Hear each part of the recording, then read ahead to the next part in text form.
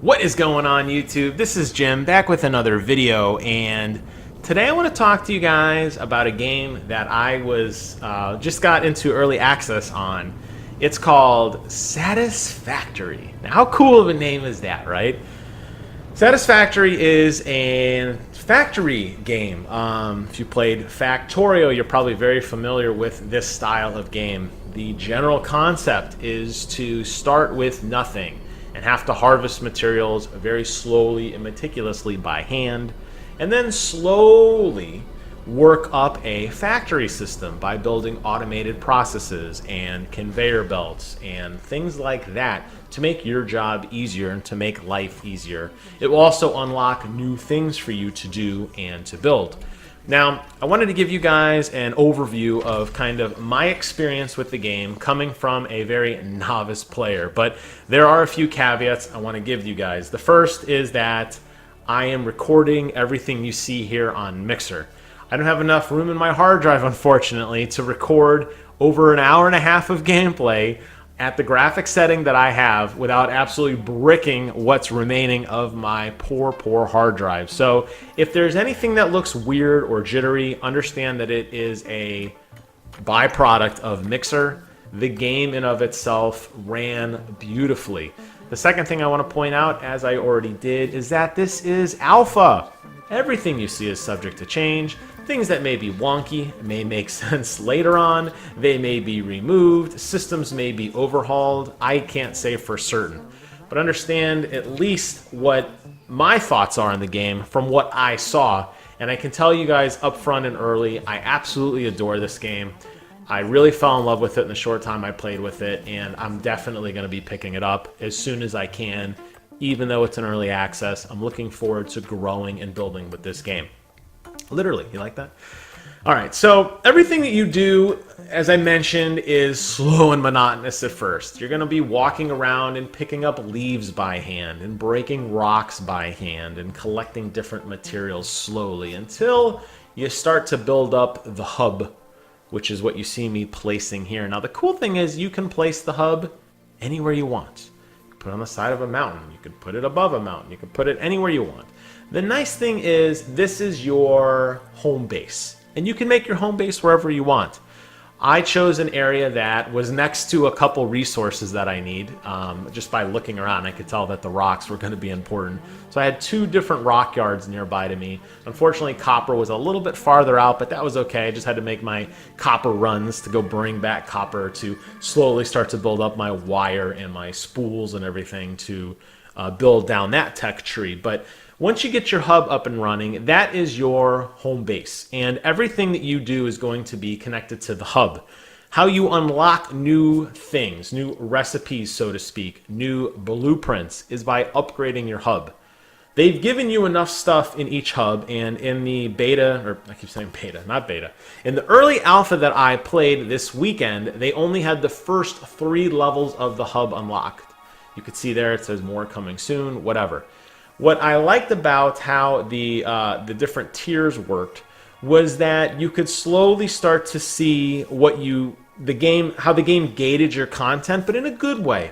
And it really forced you to understand the tools and abilities that were unlocked to you at that level. Those were the things you were going to need to understand and to master in order to get enough materials to work on to the next area.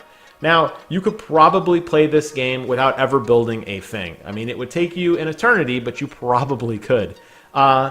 So when, every time you upgrade the hub, it basically increases almost by a magnitude of raw materials and stuff.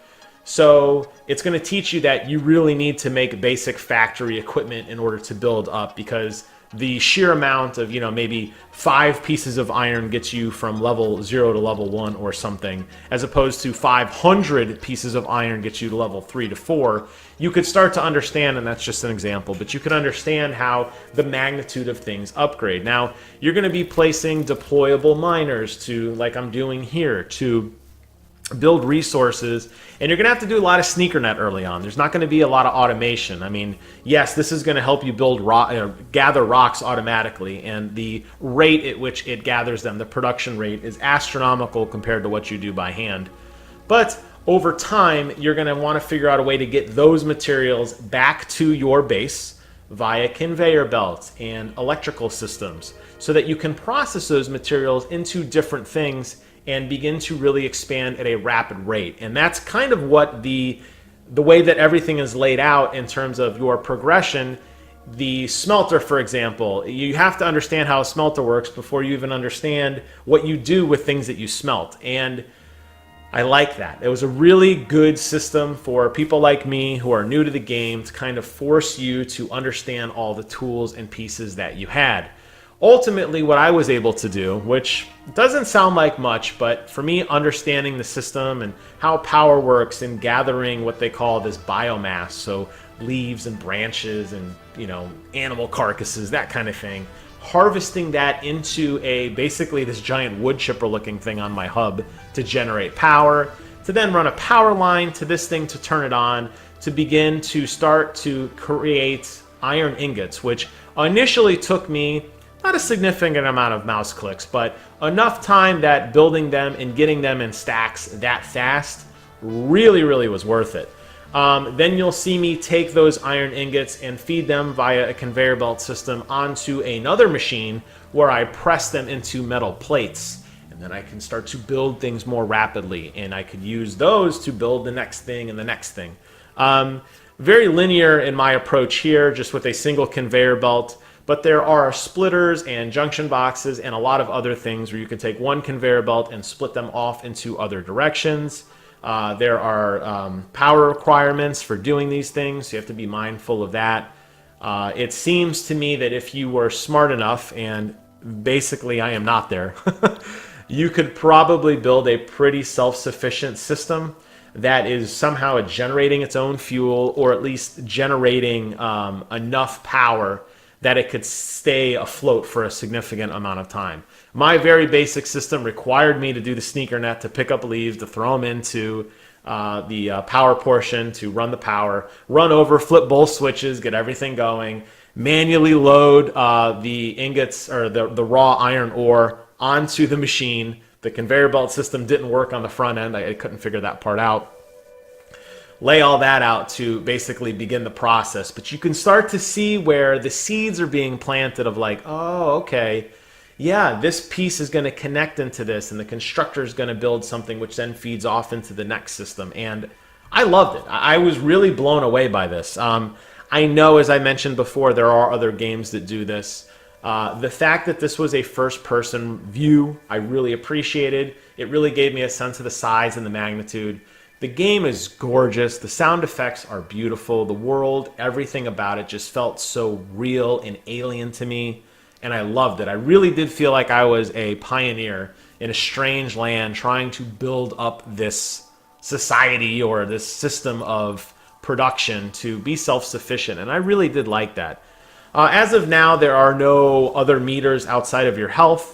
They may add food and water and that kind of stuff later. I don't know how complex or uncomplex the survival element's going to be, but I really fell in love with the crafting system, and I love the idea that I would eventually learn to take nothing and build it up into something and start to inhabit this world and make it safer and make it cooler and automated, and I love that. So for me, it's a day one purchase. The early alpha comes out officially later on this month in early access. You can buy the game. I will put a link in the description box below if it's something you're interested in.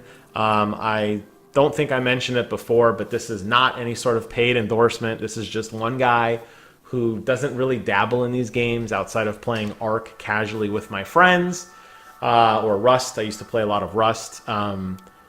This is just one guy's opinion of something that I really liked. And I think the fact that it ran so well and looks so pretty already really drew me in. I was really blown away by the fidelity of the graphics and the sound, and I liked it. So I'm definitely in. If you guys like this video, give me a thumbs up. If you didn't like it or you think my basic building contraption was garbage, go ahead and downvote me. That's fine. Thank you for making it all the way to the end. I typically don't do these long form reviews anymore because they really just don't get a lot of clicks.